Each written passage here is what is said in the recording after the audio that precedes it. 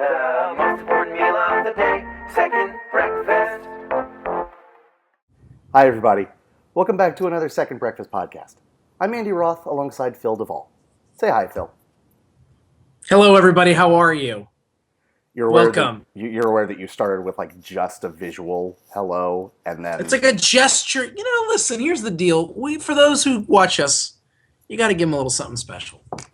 Right, but do it at the end of a sound so that the people who are just listening to us aren't like, where is Phil in a box locked away somewhere? It's called suspense, Andy, and I am a master of it. Indeed, you are a latter-day Hitchcock, my friend. It's true. I wish there was a church. I wish there was a Church of Jesus Christ of Latter-day Hitchcocks.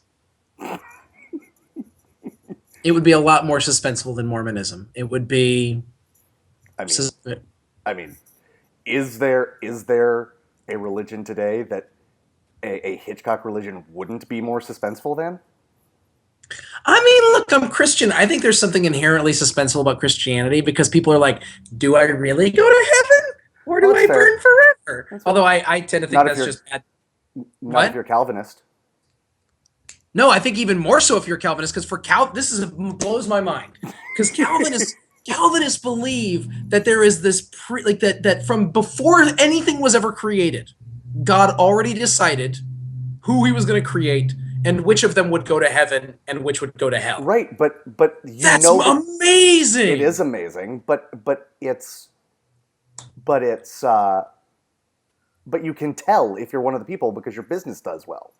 I mean, maybe, I guess. I don't know. I go back and forth on that. Can you tell? Okay, you really know. Were I Calvinist, I wouldn't be like, yay, I had a good day at my dry cleaners today. I'm going to kill myself so that I don't have a chance to, Oh, no. So wait, so you said this your extension of whoa, this is a much bigger conversation. I know. Are you suggesting that Calvinism says that you can tell if you're saved because everything goes well for you and it's profitable? I mean, that's what I learned. It could have been wrong. Where'd you learn that? In my school. Okay. Named St. John's. Not parochial, to be fair, but... No, I know. I know. I'm interested. I'll have to talk to some of my theologian friends. That has not been my impression of John Calvin specifically. It may be the reality for many of his acolytes, because the reality is, look, Jesus was awesome, and a lot of his acolytes have been terrible. So I'm willing to give that. I'm willing to give that a whirl.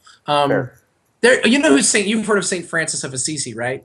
I have. So Saint Francis made this big deal where he was like, look, we don't, people wanted to follow him. He started his own order. And he's like, that's fine, but you need to understand something. We don't own anything. Ever. Like, we have like a tunic and a mat. And that's it. This is a vow of poverty.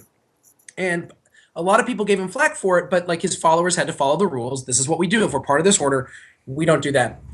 We don't accept property. We don't accept donations. Like, we don't take... Like, no one could say, we're going to donate this land to you and you can live on it. Not even that, because that's wealth, especially in those days, right? Right. What's the first thing that the Franciscan brothers got rid of after St. Francis died? That. Immediately. They were like, well, poverty.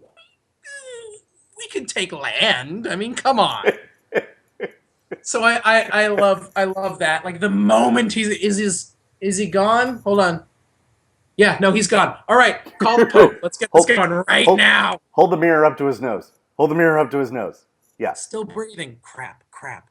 This is very sad, very bad. Anyway. Indeed. Speaking of vows of poverty, it's Wednesday, and that means it's time for another installment of Project Melway. You could have said, speaking of radical Catholics. I could have, but that's my way of building suspense. You're right. Well done, Hitchcock. Boom! All right. Boom! Project Melway, brought to you by the Gibsonian Institute, has commissioned Andy and me to watch every single Mel Gibson movie in chronological order. And today was the last movie from the year 2000. From the year 2000. And I got to tell you, we're getting close to the end, but this has been a good stretch. Yeah. It's a good stretch. Even the bad movies, I'm a little like, today was a pretty, today we watched a movie called What Women Want. Yes. And it in many ways horrendous, but also in many ways delightful. Yes. And Yes. surprisingly more delightful than horrendous. See, I agree with literally every word you just said. Thank you. Like, Thank you. it is- Surprisingly, yes, it is surprisingly more delightful It is surprising than horrendous. Yes, all three of those things and every combination therein. Here's my okay, before we do the setup of the movie, here's my analysis really quick if I can put it into one sentence. I can't It's like someone set a really horrendously, terribly cliched foundation for a movie. Mm-hmm. And then Mel Gibson and Helen Hunt and Marissa Tomei just tap danced all over this crappy foundation. Oh, yes. Like someone was like, here's a terrible idea, and we're just gonna make a god awful film. And then Mel Gibson and Helen Hunt and Marissa Tomei and the girl from Arrested Development who plays Greer. Judy Greer. Oh. Judy Greer. You know, we always talk about that guys, and we never include the women. She's a that gal. She's a is total. so special. I think it's a gender neutral term. I think she's a that guy. I think she's a that guy as well. I think she is, and I think she's a voice. I just think she does voice work on Archer. She's just incredibly special. She really is. It took me a long time to warm up to her because she so blatantly plays difficult people. Sure, but she is. Well, we'll talk about her in a little bit. Anyways, that's my premise. That's my setup for this movie, which is that someone created a foundation of craptacularness, and then somehow the main players in this movie gave it everything, and they humanized it, and they pulled it off. Yeah.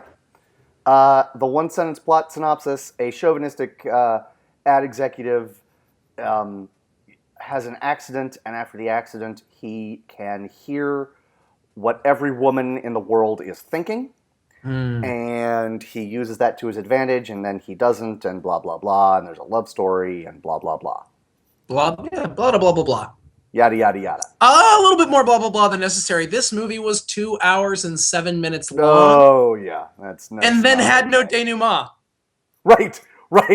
2 hours and 7 minutes, and it resolves at 2 hours, 6 minutes, and 53 seconds. Right. So, and here's the thing, right? If your movie's too long, which this movie is too long, it's true. And I'll go ahead and say all Nancy Meyers comedies that I have seen are too long. She makes 2+ hour romantic comedies. Woof. Nancy, an hour and 45 minutes. Come on, seriously. Yeah. You're not bad. I can't relate to any of your characters ever, but you're not bad at what you do. Sure. Please, for the love of God, make shorter movies. But if it's like Lord of the Rings. It's like Return of the King. Everyone's like, well, they had 3 endings. Yeah, it was ending a 12-hour story. At some point, you're like, forget it. We're going to show a bunch of endings because we need to wrap a lot of stuff up. And if you're in this far, you're in. So for Nancy Meyers to do a 2 hour and 7 minute movie and then not give us any literally, they kiss, spoiler, and the credits roll. Yeah. And I was like, what? Yeah. The next day at work? Anything? Just anything? Yes. Straight. Yes. So we can talk about this at length now or later or never, frankly. But this movie, in many ways, to me, was Mel Gibson at his Mel Gibsoniest. Wow. Yeah, I mean, it's almost like his movie, like a proto movie. Okay. The only reason I would have a hard time believing that I'm ready to hear your argument. Okay. But the only thing I would say is that it's hard for me to believe that because it's a straight comedy and he's only done 2 of them. Fair. So you don't see the dark side of Mel too much in this film. Agreed. But if we look at him, how to put this? This is the movie of movie star Mel, not necessarily actor Mel. Well said, Roth. And I didn't sort of parse it until you said that. I thank you for that because I agree with you. I mean, he certainly has a dark side that he taps into frequently and well. He is the best male crier in Hollywood, and he doesn't tap into that in this movie. I think you got to go with Lethal Weapon 2 as the quintessential Mel Gibson film. I think that's probably true. For the whole gamut, so you get the everything. Because we know he cries in Lethal Weapon 2. It's true. All right. But there's so many things that if I'm a movie star, these are things that I can do and I should do. And they're all in this movie. There's like hilarious Three's Company style cross-dressing and misunderstanding. Right. There's a romance. I'm just trying this on. Right. There's a romance. There is an inexplicable dance number to Sinatra. Can we talk? Like, can we talk about that now, or do you want to talk about it later? I have so many opinions about this. One last thing, and then sort of the bedrock upon which my entire argument is based: a plot and a characterization that depends 100% on charisma and literally nothing else. If you don't, you are 100% right. I mean, that's the point. That's why the movie works, because Mel Gibson, yes, and which is what you said earlier, throws right? it on his back. Yes. I mean, he's not alone. We'll talk about Helen Hunt in a little bit. Yeah. I thought her performance was lovely. I agree. In the best sense of that word. And Alan Alda was Alan Alda. He did what Alan Alda does. Sure. And Marissa Tomei. My wife, we sat down and my wife goes, "You just wanted to watch this because Marissa Tomei was in it." And I go, hey, it's Project Melway. I have to watch this. That being said, I'm not terribly sad about seeing that being Marissa. said, honey, you're totally right. I refer to her as my girlfriend. My wife knows. I mean, listen, there's almost and that we set a long time ago. I said, honey, I met you in 2006. I've known Marissa Tomei since 1992. Fair. It's a fair point. You gotta just allow for certain things. Absolutely. So, Sinatra dance number. Oh my gosh. Okay. First of all, the whole first 20. Really, what's funny is the premise of the movie is that he gets electrocuted and wakes up and is able to hear what women think. And from that point on, which is totally, of course, fantastical and unrealistic, as we know, that goes without saying. But what I find amazing about it is that's when his character actually becomes something resembling a human being. Yes. That up until that point, he is literally a caricature doing things of a human being. He's like, hey babe, hey honey pie, hey what's up? Ooh ah. Like walking down the street, making faces, like hamming it up, walking down the streets of Chicago. Now listen, I've never walked down the streets of Chicago. Sure. But I have doubts. I have doubts that there are people at all in the world who act like this. 1. 2. That dance sequence? WTH. I can't even. I know. But, and by the way, the whole too much estrogen, I need to listen to Frank. Okay, I'm not going to blame Mel Gibson for that terrible line, because then you listen to Frank Sinatra, who every single one of his songs is about women. Yeah, it's true. And he may have a reputation as being hey, the ladies' man, but his songs aren't in any way macho. They're all I love you all the time. He is not in his songs in any way an alpha male. No. Okay, I mean, except for My Way, which is, again, it's unindicative of his. Very briefly, to go off of your the beginning, he's nothing but a caricature. How do we show that he's he is an absent and absent-minded father? He doesn't know how old his daughter is. Right. I mean, and she calls him by his first name. Right. I don't know a father who wouldn't know how old his daughter is. I mean, the worst father in the world. The worst father in the world. Yeah, I would think. That would be my guess. It's pretty lame. But then he just decides to dance. And here's the thing. It's terrible, the idea behind it.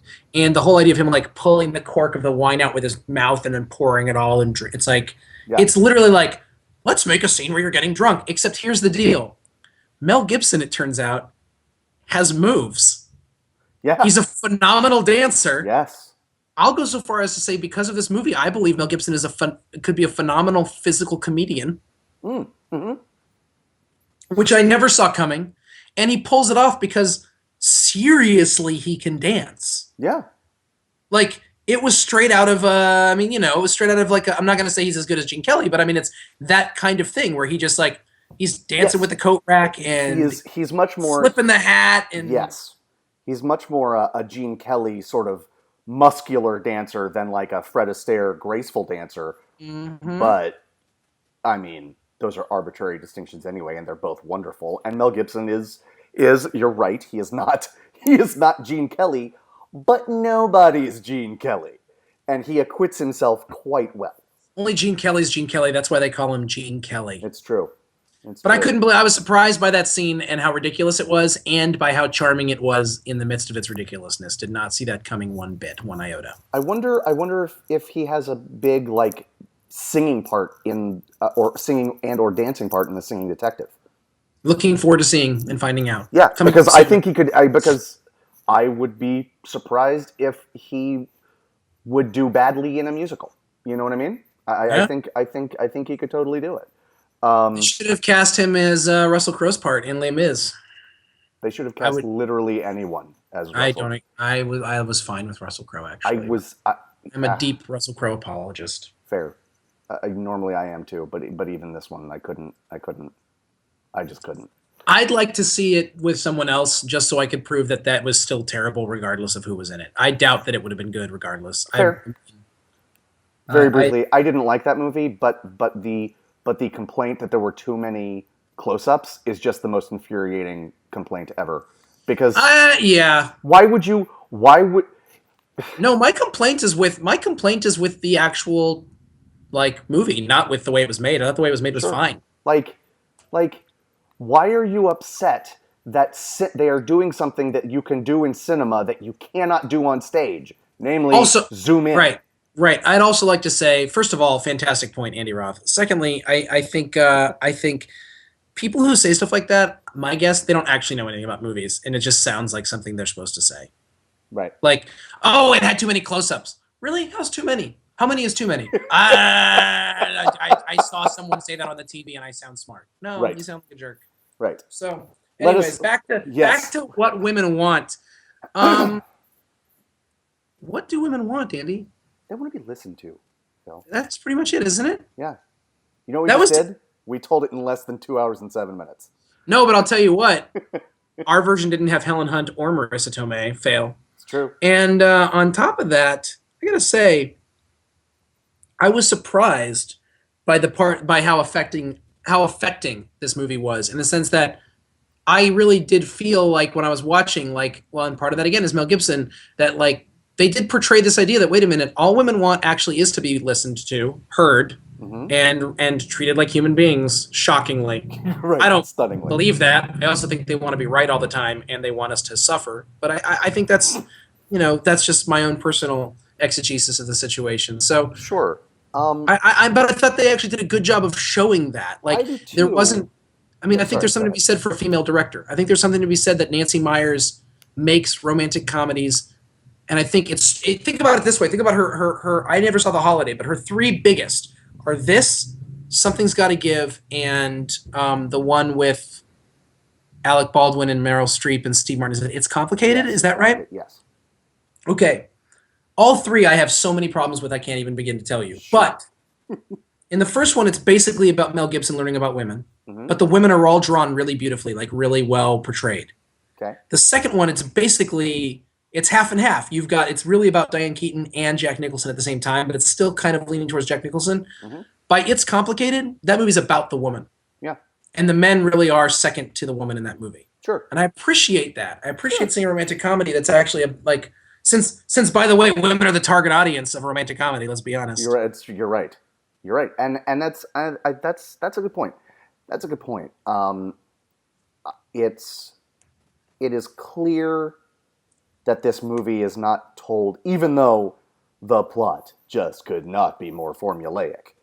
It is clear that this movie is coming from a non-formulaic point of view or place.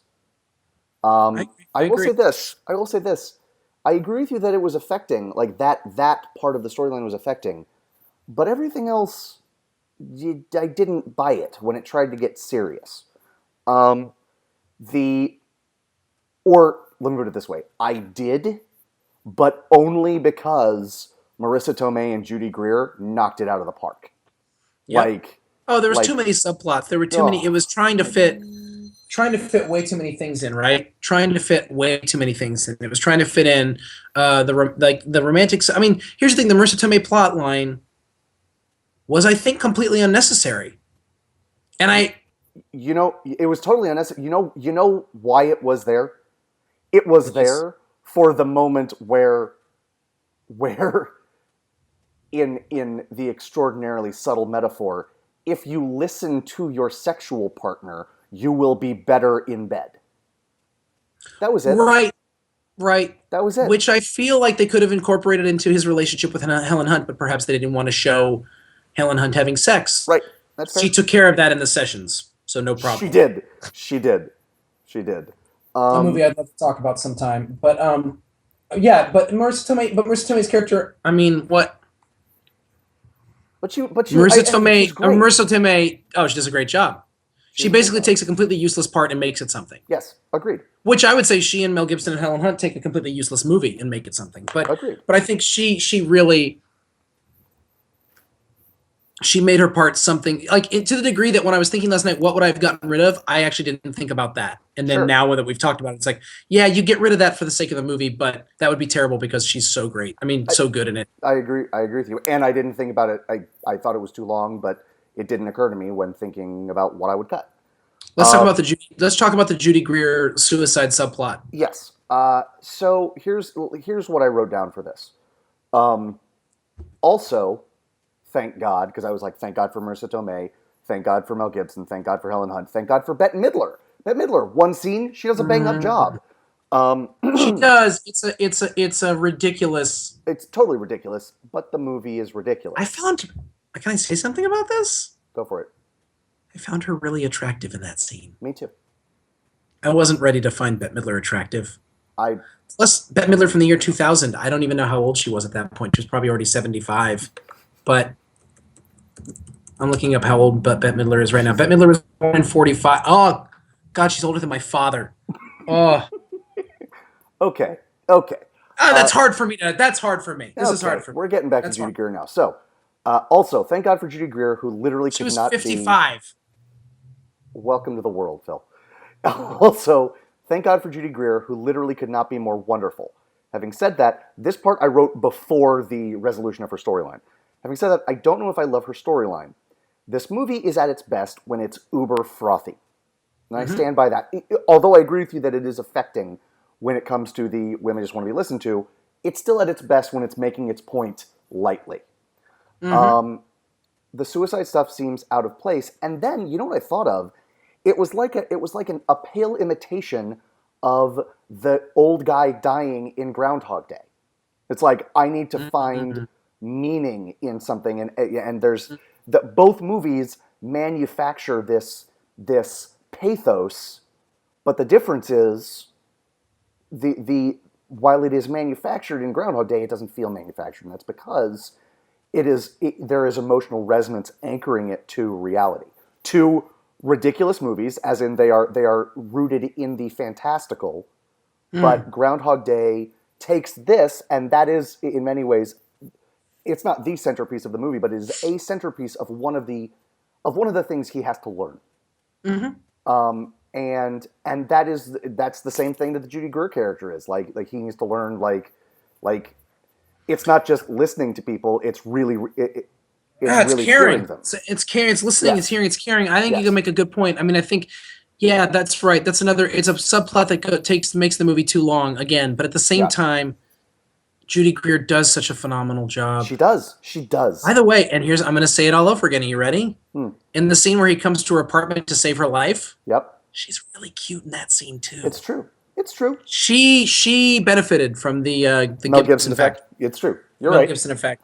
Ladies and gentlemen, the Mel Gibson effect is when a woman is in a movie and be opposite Mel Gibson, and it makes her more attractive.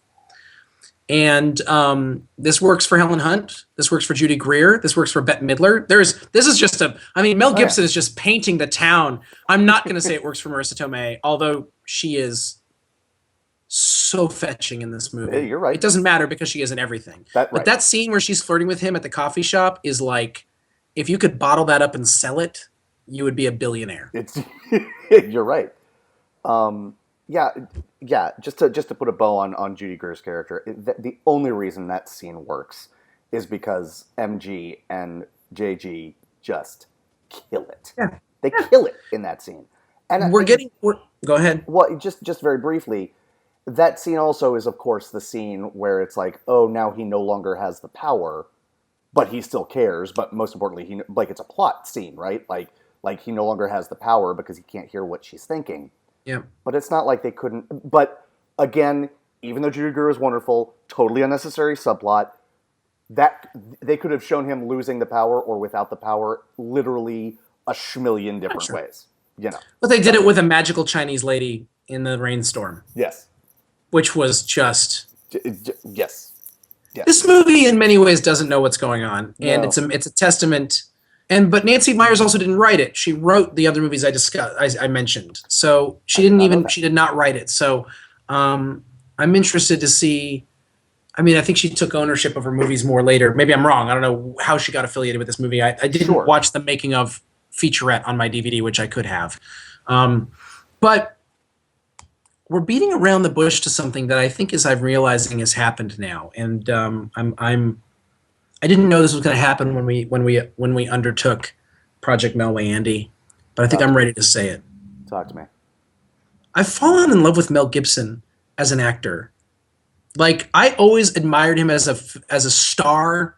Or, I mean, the reason we did this in the first place was the sort of affinity that I had for him, partially based on the fact that he's a public Christian who's basically a total disaster and has fallen apart, and I see him in many tragic aspects, and I'm always drawn to tragic characters, so I'm always like, he fascinates me, and I grew up with him, so it's like, oh, this guy that I grew up with is really dark and twisted and fascinating, right. And someone who represents my faith is doing all sorts of good and bad things with it, and I'm curious about that. Now, all that being said, I wasn't prepared for the fact that I was really going to say a movie like this movie and go, wow, do you know what really carries this movie? Mel Gibson's performance. I didn't know that was going to come out of this. Sure. And Mel Gibson's performance in this movie is, he's just a really good actor. And there's moments you can see his character differentiate between when he's putting on a show as the character. And I don't even just mean the early scenes and the later scenes. I mean, within one scene, you can see like the switch between I'm trying to be this thing and then like the authentic guy. Yeah. He is able to perform authentic emotion in a way that is just really unparalleled. I mean, it's really special, at least in modern cinema. You don't see guys that like. I just think he can pretty much name an emotion. You know. Oh yeah. I keep thinking of Keanu Reeves, and people bash Keanu Reeves. I think Keanu Reeves is a perfectly serviceable actor who does a lot of good work. Me too. I don't think anyone else could have played Neo. I don't think anyone else could have played Ted. No. I don't think anyone else could have played Todd with one D from Parenthood. And that's like it's great, but part of the reason you're laughing is because of that scene where he's talking to the mom in the kitchen while drinking the milk out of her carton. Yes. And like I gotta go pick her up from school. These haircuts. I don't know what we were thinking. That whole thing where he's like, I can't quote the whole line about you gotta get a license to own a dog. You gotta get all that stuff. Yes. You gotta get a license to drive. You gotta get a license to fish. Hell, you even gotta get a license to own a dog. But anyways, I mean that whole monologue. But I'm not gonna say that you can see that Keanu Reeves is someone with whom you can see just any. Right. And he is a very specific actor who does very specific things. Yes. And Gibson, I now believe it's like, what do you got? Yeah. In fact, I'll say I don't love Mel Gibson as a movie star, but I do love him as an actor. And if anything, if there's any hope for the next generation of Gibson, it's that he comes out of this thing less in the midst of being a movie star and just acts in whatever he wants. I think to whatever extent his public issues can be traced to his career, I think they can all be traced to the movie star Mel, not to the actor Mel. Yeah. Oh, in fact, the thing that has saved him has been that unanimously the people who have worked with him on sets are like, he's the most dear man. Like, yes. I mean, Jodie Foster, Robert Downey Jr., but those are just two. I mean, Donald. I said almost a Donald Glover. That's the guy from Community. Glover. Danny Glover. Jeez, Danny Glover. I wasn't that far off. Donald Glover, Danny Glover. I know, and then it's Phil at his racist best. I just I knew the name until you said it wrong, and then it's like went out of my head. Corey Which Glover? is sure It's is a the same Glover. thing that happened to you. Anyways, so Danny Glover, I mean, like, Richard Donner, clearly, I mean, Julia Roberts, clearly people love working with him, and he is someone that just people who work with him really admire him. So you're right. I think that makes a lot of sense. It's movie star Mel. It's alcoholic fundamentalist Catholic Mel that has fallen apart. And, you know, and not for nothing, he wouldn't be the first Hollywood star to turn to alcohol, right? So it's like, well, and from what we understand, it was actually a problem from very, very early on. And I'm not but I know what you mean. Like, he wouldn't be the first artist with alcohol issues. Right. And I'm not going to blame it on Hollywood, but it's certainly an enabling culture. And it's not an enabling culture because of his acting. It's an enabling culture because of publicity and because of paparazzi and because of the movie star. I agree with you. And wait, so you know who is to blame, right? Who's that?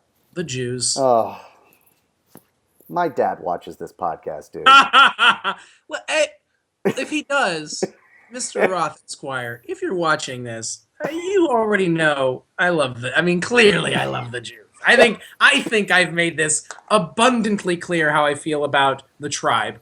You have. It's true. So I feel almost like it's like it's like the gay thing. It's like, dude, I have a gay dad. I can say anything I want. And I mean, I know some people will say, no, you can't. You still have to be careful. But I'm like, no, you're right. I have to be careful. But in my heart, I know where I am with the gays. Yeah, I'm not worried. No, right. So that's how I feel about the Jews. But that being said, clearly it's the Jews' fault that Mel Gibson went crazy. Clearly. So okay. A few things. Yes. And actually, I'll start with what you just said, the gay thing. One thing they had to do it. They had to do it. One thing I really appreciated, because we've seen him do it before. We've seen him be like, my character is straight. Oh, now I'm gay. Burn on a Wire. Burn on a Wire. Plays the full-on and flaming. And I appreciated that it was, and I'm not going to say it's because he's a much better actor now, although that might be part of it. I'm not going to say it's because of Nancy Meyers' direction, although that might be part of it. This is certainly even though it's not a subtle movie, it is more subtle than Bird on a Wire. And when he tells Marissa Tomei that he's gay, it is significantly, he is much more understated in that moment. He does do a little thing with his arms. He shoots out his arms. Yes, he does, but that's right at the end. And my wife knows how I am about that stuff. She literally looked over at me to get my reaction because she knew I was going to be like, I was just like. Let me say this. But I agree. But I totally agree with you. Because it came at the end like that, I agree. So how gay are you? Really gay. Yes. Really. Because it came at the end like that, unlike Bird on a Wire, it didn't seem like Mel Gibson playing gay. It seemed like his character playing gay. I hear you. And it's really only for a brief minute. The only thing I'll say about it is, and this leads me to another point about this movie. Okay, the only thing I'll say about it is, because I agree with you, it is much more sympathetic than a lot of the portrayals or language of gay people that we've seen so far in Project Melway. But there is the idea that Marissa Tomei's character goes, and maybe it says more about her character than it does about the writers. I'm not sure. You must be gay because you understand women so well. That's the idea. Yes. And I was like, you think like a woman. You know how women think. You understand our bodies so well in our minds. You must be gay. Yes. And I was like, that's probably the year 2000's version of being compassionate and understanding. which leads me to my larger point. This movie is from the year 2000. That makes it 13 years old. Mm-hmm. It feels at least 20 years old. I agree. This movie feels like nothing from our era. Yes. It feels like nothing that is any remotely like Lethal Weapon could come out today and it would look like half the movies we see. Sure. What Women Want doesn't resemble any romantic comedy that would come out today. No. I feel like. Yes. My note for comparing it to the Bird on a Wire scene is that Bird on a Wire, he's basically Harvey Fierstein backstage at a Barbra Streisand concert. Right. And this one he's actually acting. I hear that, although I do think like Harvey Fierstein exists. Like, I mean, that's true. Louis C.K. does a whole bit where he's like, look, not all gay people like that, but there are gay people who are like, hello, Like You're that right. is a thing. You're right. So, but I know what you mean. I definitely know what you mean. The Bird on a Wire, like it's this sort of like you're just like, oh my gosh, you must hate them so deeply. But in this movie, it doesn't feel like that. I think that's a good point. But this movie, do you know what I mean when I say this movie feels much older than it is? I do. One scene, well, all the scenes between, I'll say it, all the scenes between Mel Gibson and Helen Hunt could be, I mean, honestly, they could be Cary Grant and Katharine Hepburn. You know, Can we talk about? We have gone this far and we haven't talked about Helen Hunt. She is glorious. Yeah, And you talk about the Mel Gibson effect, and she is as beautiful or more beautiful in this movie than she is in any. She's other more movie. attractive in this movie than maybe any movie I've seen her in. Sure, but he does that with everyone, right? That's the Mel Gibson effect.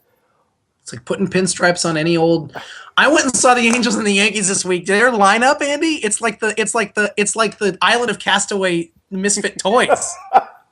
It's like Jason Nix and Travis Hafner and Travis Hafner's doing and Ichiro Suzuki, and they're all hitting 285 or higher. And they were winning. Right. It's like, what is that? I was like, Travis Hafner got up and I was like, he's still alive, and he hit a 3-run home run. And I was like, of course you did. Of course you hit a 3-run home run. Anyways, that's the Mel Gibson effect, yes, people. But it's rare. It's happened, but it's rare that, as we've said, he is a phenomenal actor. It's rare that that beautiful woman across from him has the acting chops to stand up to him, and Helen Hunt does. And and not only does she have the talent, she has the charisma to stand. She has the talent to stand up to his talent, and the charisma to stand up to his charisma. And so, the dinner scene that ends with them kissing. Yeah, she makes it not a Mel Gibson movie. She makes it a Mel Gibson Helen Hunt movie. Yes, there could have been more. And I think what I would have liked more about if they had gotten rid of some of the subplots is it really would have been more about Helen Hunt, and it would have been equal. Because basically the best parts of that movie are the parts when they're together. Absolutely. The thing about Helen Hunt, she is very attractive, and that's important to say because I think it's not her biggest quality. Like there's some actors where they're like, and she almost gets a bad rap. Like people, no, I mean she almost gets a bad rap. Like she's not beautiful enough, whereas she's beautiful. But it's not it's not her prominent feature. Her prominent feature is that she is clearly one of the most intelligent women working in film. Yes, she exudes intelligence. Yep. She's just so smart, and I no idea when she went to school. I have no idea if she's really smart in real life, like in the sense of like although I mean like I have no proof of it, but right. I will bet dollars to donuts. I will bet it. There's just no question. She is an incredibly intelligent person who's meant to be an actor because her acting is intelligent. Yes. And I don't know what that means. Like I don't know what it means other than that. I don't know how to describe it other than to say she's a really intelligent actor. Let me, if I can illustrate that, because I think you're absolutely right. One thing that she's really good at playing, she's really good at playing just about everything, but one thing she's really good at playing that you cannot play well unless you are an intelligent actor is, I almost believe the situation in front of me, yet I do not quite believe it. And it's like because I'm too smart for it. Right. It was like, come again? One more time? Yeah. Like, yeah. And doing that is like, that's the poor man's version. But it is taking it all in, and you see her taking it in and processing it, and you're like, okay, these things make sense, these things do not. Yeah. What am I left with? Yeah. I also want to say this. Phil, you know this, although you likely have forgotten because it was not an important thing. I do not usually name drop, but that is only because I don't usually have the ability to do so. But I have had dinner with Helen Hunt. Of course I knew you did. Come on. Of course I knew you did. Got it. And she is a charming companion. Also, she thinks I'm funny and I can die now. So Hank Azaria came to Tufts because Hank Azaria went to Tufts and they gave him an award. They have an award called the Light on the Hill, which is an award you win if you've done anything in the world and you're from Tufts. So they only give it out once every 20 years because no one from Tufts ever goes on to do anything. Keep the gloves up. Keep them up. But But what I'll never forget that his. Do you remember what his stipulation for? Yes, it was like, I will only come back if I get to talk to the Student Drama Society. Right, and really no one else was invited. Like you couldn't come in unless you were part of that group. Yes. And you and I were part of that. And you were actually were you president of the drama? I never wasn't. I was never elected to anything. And Did so you run for anything? no, do you remember that time? Oh, you don't remember this? No, they were like, we're opening nominations for president, and someone was like, I think it was my sophomore year, and they were like, Philip Duvall, and I was like, decline.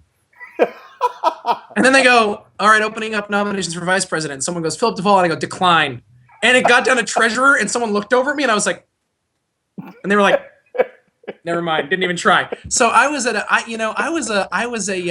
I was president of student council in 8th grade, and I got pretty burned on that. that was enough for you? I was done. I don't ever want to be elected to anything again. I really don't. I don't ever want to be elected to anything again. And I haven't been in charge of anything until now. I'm in charge of a church, and it's just terrifying. They should not have let me do this. And I think if I have flashbacks to 8th grade, like they're gonna hate the dance. So Hank Azaria came. Yep. And it was right before he and Helen Hunt. We didn't know this, but it was really close to the time right before they broke up. Within a year. Yeah. Oh, so sad. I don't know. I'm still pining for that relationship 13 years later, which is none of my business. Me neither. Hank Azaria and Helen Hunt came and they sat and they did a Q&A, and it was right. I mean, she'd won an Oscar. This was right around the time this movie was made. Yes. She'd won an Oscar for Best Actress. Yep. And she was more successful than him by far at the time. She still probably is, actually. Yes. But I mean, so you can tell she didn't go to Godzilla. She didn't go to Tufts. She didn't win a Land on the Hill award. Right. So, anyways, they came and they spoke, and you I didn't realize you guys got to have dinner with them. There was the Light on the Hill banquet, and it was a bunch of tables, and it was me, and I want to say the Illuminati. It's true. I was at. So there were a bunch of tables, and there was another board member, Colin. I'm almost positive went as well. And it was the two of us. He was not seated at our table, but because I was, I guess, the big kahuna, I was not only at the dinner, I was at Hank Azaria and Helen Hunt's table. And I forget who was on my left, but on my right was Helen Hunt. On your left was not Hank Azaria. No. You weren't seated betwixt them. Strangely, I was not betwixt Azaria and Hunt. And so what was she like as a dinner companion? I mean, Phil, we quoted Mel Brooks to each other. Oh! I know. She could not be more adorable. Do you know what I said? The first thing I said to Hank Azaria when I met him? What's that? Dude, what was it like working with Tom Waits? Because Tom Waits was in Mystery Men. And I was like, Hank, it's nice to meet you. What was it like working with Tom Waits? Awesome. And he was like, ha! God, you know how many people ask me that? And I was like, yeah, now answer the question. Like... I mean, I love Hank Azaria from The Simpsons, but really, tell me about one of the greatest people who ever lived. No, totally. No, I think that would be. I think that would be really cool. You know, the trick to hanging out with famous people is to talk to them about other people that you both admire. That's the trick, right? So that you don't, because otherwise you just gush and act like a jerk face. Yes, you were so good at Project X. Nice. I'm reasonably sure I gushed and acted like a jerk face. But she was extraordinarily gracious. And can we say gracious? Can we say graceful about Helen Hunt? Yeah, absolutely. Yeah. I think she's great in this movie. I really do. I think she lifts it up. And this is an example. We've talked about this before. I was complaining about it on yesterday's podcast, that a lot of times you get famous actor and then random hot up and coming female. Right. And this movie, Nancy Meyers doesn't do that, first of all. Nancy Meyers doesn't do that. Right. And I appreciate that about her. Mm-hmm. And secondly, this movie, it's like they're only 5 years apart age-wise. Mm-hmm. Her character is, in my opinion, clearly smarter than his character. Clearly. And much like what she does to Melvin in As Good as It Gets, like she makes him a better Nick. man. She makes him a better man. She makes him want to be a better man, and then she makes him a better man by virtue of the strength and power of her character. She should play. She should play like. I mean, she would have been a great second instead of Rene Russo. She would have been a great Thor's wife or Odin's wife. Yes, she'd be a great goddess in something. Yes, you know what I'm sure fanboys will stalk me and kill me for saying this, but I think she'd be really great as the Invisible Woman in Fantastic Four. Clearly smart. Oh. She's the character is much older than Jessica Alba was when she played her. I mean, as old as Reed Richards, who has gray in his hair. So You're right. I think. Let's get Helen Hunt. Yeah. Let's get her back in action. I don't know what her deal is, but she needs to be in a lot more things. I mean, she was just nominated for the Sessions, wasn't she? Like she's around. I hope that's a start. I hope too. that jump starts, because you just said she was nominated for the Sessions, and I think you and I were the only people who saw it, so I'm not really sure how it got nominated. It's true. God, she's so good in it. Oh, and John Hawkes. So one more performance I want to bring up, and we don't have to talk about it for long, but Ashley Johnson as his daughter. I will say this: that father-daughter relationship, minus the I don't know how old my daughter is, and I'm going to call my dad by his first name. Yeah. Minus those two things, it is a completely believable father-daughter thing. Yes, and the reason is that they're willing to leave things unresolved. Yes. That they're willing to show scenes where she walks away angry and he doesn't have the right thing to say, period. Yes. They're willing to show him frustrated and confused. And I agree. I agree. The prom dress trying on scene is adorbs. It is just... It's a hot mess. Yes, but it's adorable. It's an adorable hot mess. I agree with you. But you don't care. Or I didn't. Yeah, no, I agree. I mean, I want to make sure that we're clear when we talk about... We've said a lot of good things about this movie. This is not a good movie. Not a good movie.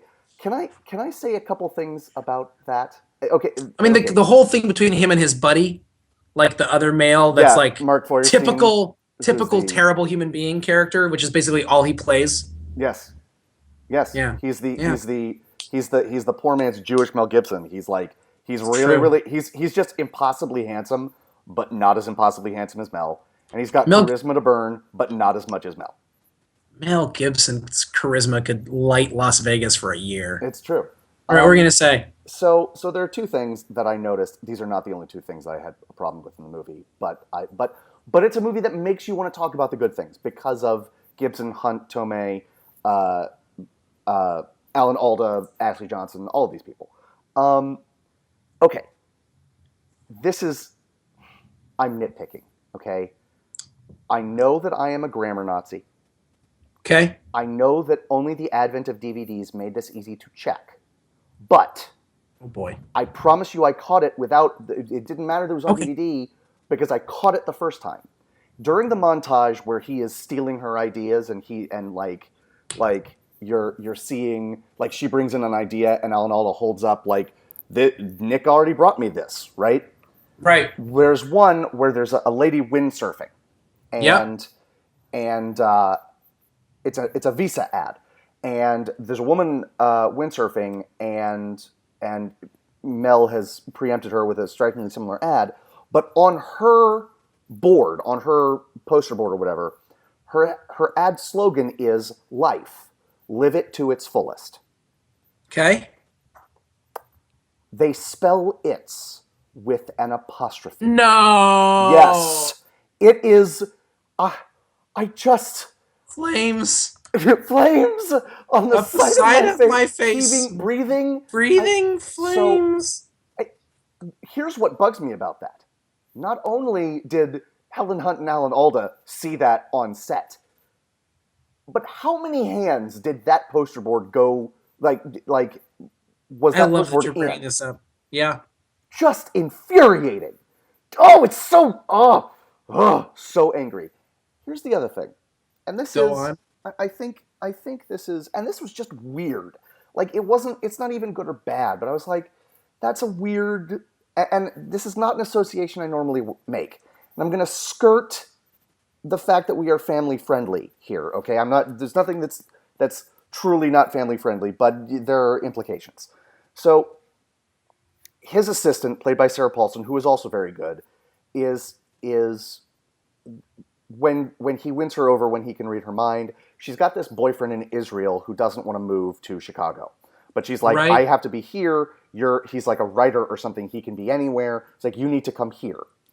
And he's like, and Mel Gibson says, like, so how'd it go? Because she gives him an ultimatum, like you need to move here, and the call broke up or something, and she's like, I don't know what it was, but it certainly isn't something positive. Like, you got it. See you next Tuesday. Right. See you next Tuesday? That made me very uncomfortable. Right? Is that an accident? Like, did no one catch that, or is that just totally a coincidence? I'm so glad you said that, because I would have forgotten to say it. But when she said it, I was like, could you have picked any other day? Literally any other day. Make it. John Landis has See you next Wednesday. Do an homage to John Landis. Go your own way. Make it Thursday. It was a weird moment, because that doesn't mean something positive. It means something very negative. It means something very negative. Together we could be Jiminy Glick. That doesn't mean something positive. That means something very negative. Dude, one day you're gonna start watching Curb Your Enthusiasm. I can't wait for that day. But there is a scene where he runs into Martin Short on the street, and basically and they're friends, and he's like, Marty, just teach me how to do Jiminy Glick. And it's just them going back and forth for like 5 minutes. Awesome. I really can't wait. I really can't wait till you start watching Curb Your Enthusiasm. It's going to change your life. Curb Your Enthusiasm and Deadwood, and then I won't even have to be a person anymore, because you will have taken me over. Nice. I'm reasonably sure your church doesn't want me in charge. Jesus was I'm sure you'll be fine. Fair. I want to, very, very briefly, because we should wrap up, because this is a frothy movie that doesn't deserve the level of analysis we've given it. The ending, I didn't love, because I thought Helen Hunt came off as a jerk, because she fires him. Yeah. And I feel, maybe it's just because I'm older, but although I think it is truncated, because I'd love to see the next day, like, does the firing stick? You don't know. I mean, you assume it does, but I don't know. But I do think it works. A denouement would have been nice. Yeah, it would have been nice, just because, if for no other reason, then I really like those two characters. I would, even in a movie that is too long, I would not have minded another scene with them. I would have said, if for no other reason, then a denouement is part of the structure of any 3-act anything since the history of forever. That's how it works when you tell a story. I learned that in 8th grade. Yeah. 7th grade. Yeah. In 7th grade English, Mrs. Vebe, I learned what a denouement was. That's not artsy-fartsy. That's 12-year-olds know this. Yes. That movie needed one really badly. Yes.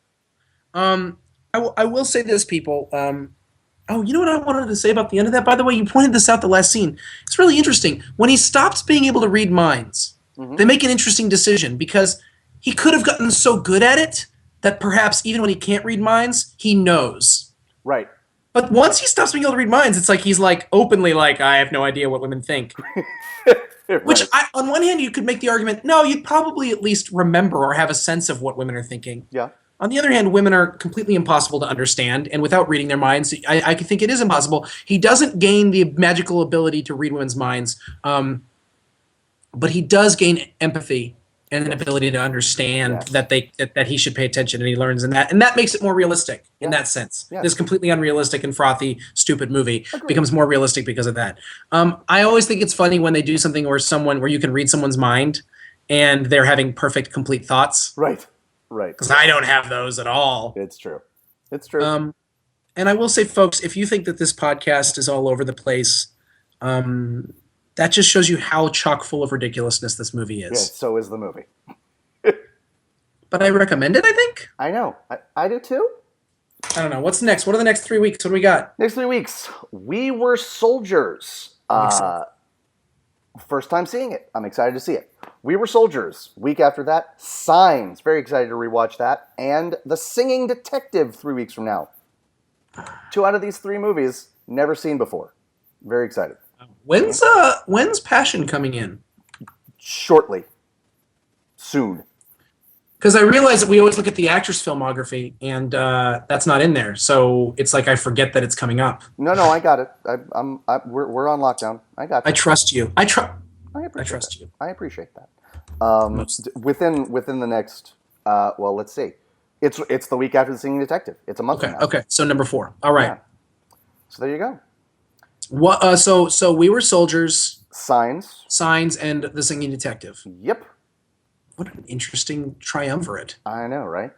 So, and then we get into the Passion of the Christ, and immediately after that, Apocalypto, and that is not only are they back-to-back movies he's not in but directed, but that's also when his It's the life beginning went and the off- end for Mel Gibson went, as a went human off the being. rails. Yes. Yeah. Yes. So we have that to look forward to. But in the meantime, this has been another Second Breakfast installment of Project Melway, brought to you by the Gibsonian Institute. I'm Andy Roth, and that's Phil Duvall. We'll see you again real soon. Bye-bye. Bye, everybody. The most important meal of the day, second breakfast.